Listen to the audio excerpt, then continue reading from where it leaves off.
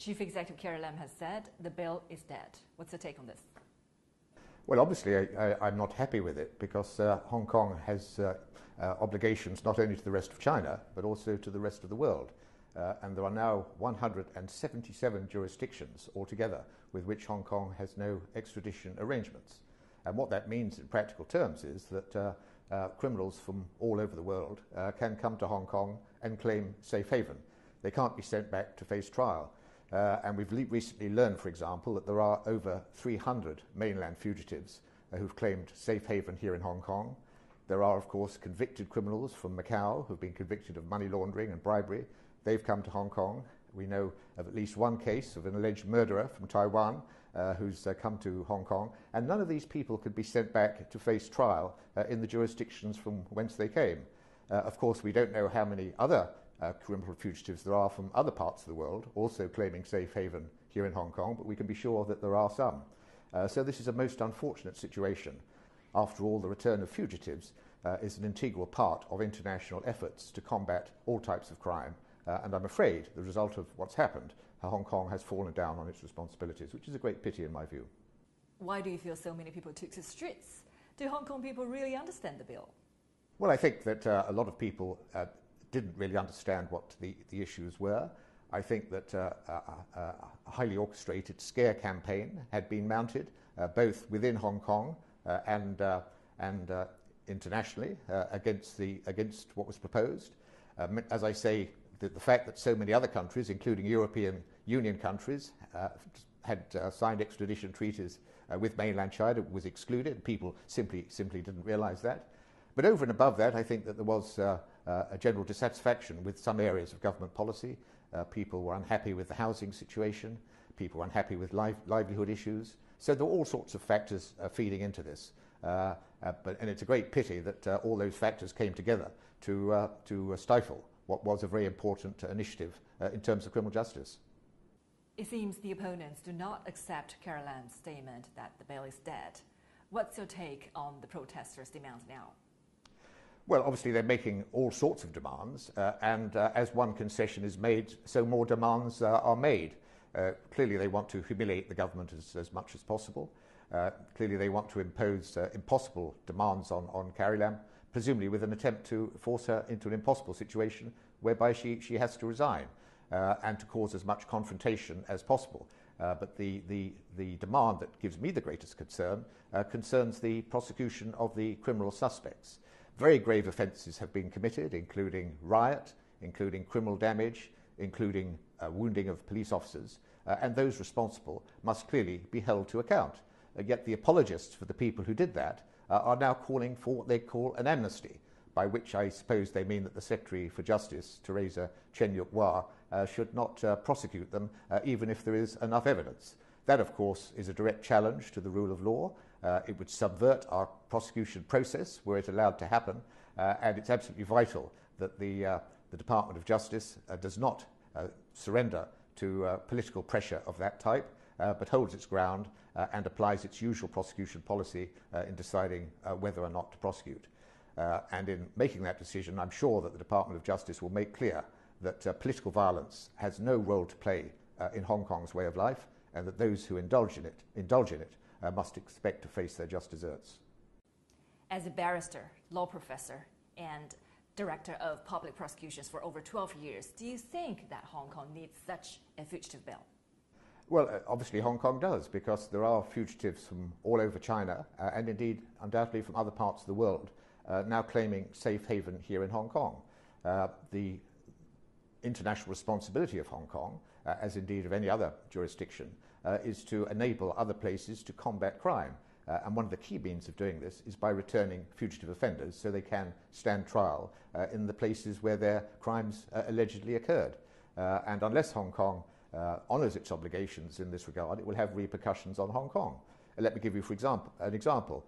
Since 1997, it's been estimated that the mainland has returned 260 fugitives to Hong Kong for trial, whereas Hong Kong hasn't returned anybody to the mainland.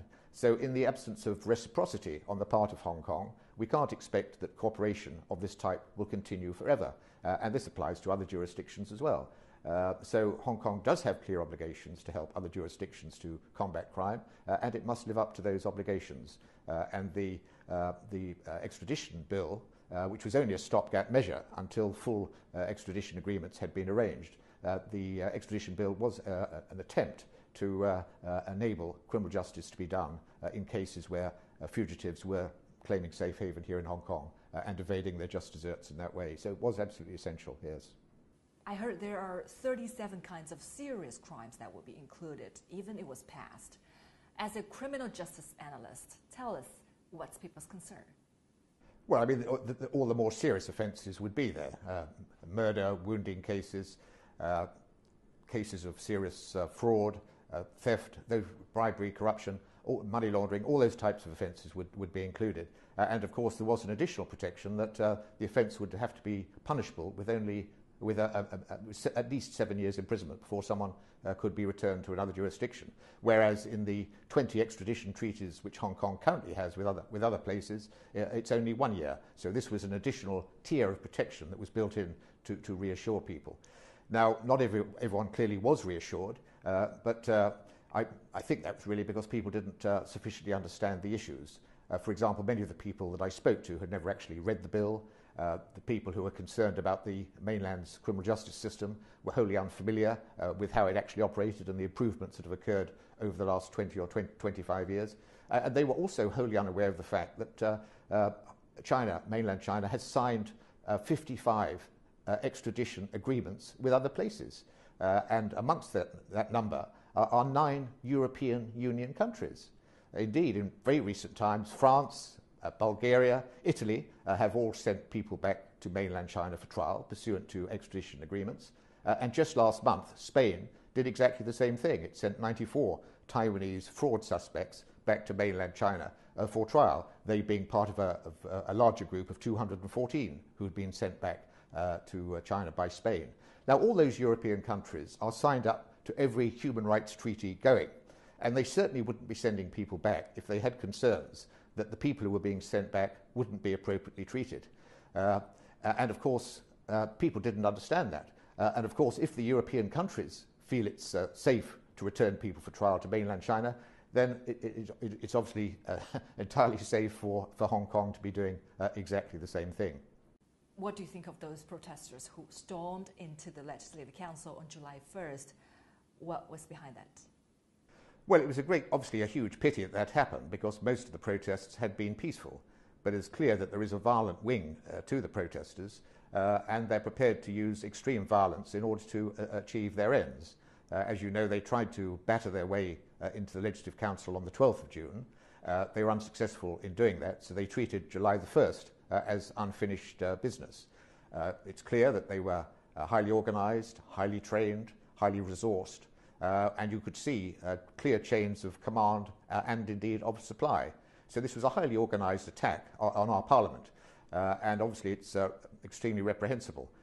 No other civilised country would allow its Parliament to be invaded in that way, and obviously there must be consequences for those who are involved in doing it, because it is a direct attack not only on the rule of law but also on our very way of life. What do you think of the Hong Kong police handling the situation? The Hong Kong police have done an incredibly difficult job. They've been very restrained in the way they've responded to this. They've shown far more restraint than any other Western country, or indeed East country anywhere in the world would have shown in these type of circumstances. Particularly on June the 12th, the police laid their lives on the line for us all in what were clearly terrifying circumstances. They were attacked by people carrying sharpened spears, carrying bricks, carrying improvised weapons, and they stood their ground, and eventually they took steps to restore law and order. They did a marvellous job, in my view, and we all owe them a great debt of gratitude. Do you see a light at the end of the tunnel? Well, there's always light at the end of the tunnel. It's obviously a difficult time that we're going through, but I'm sure that the government will hold its nerve. It will allow things to settle down. It will then have to consider how perhaps it can do things better in future, how it can have more consultation. But it also must ensure that our core values are fully upheld. And by that I mean the rule of law, our independent prosecution service, and the notion that those who show contempt for our way of life should have to face the consequences.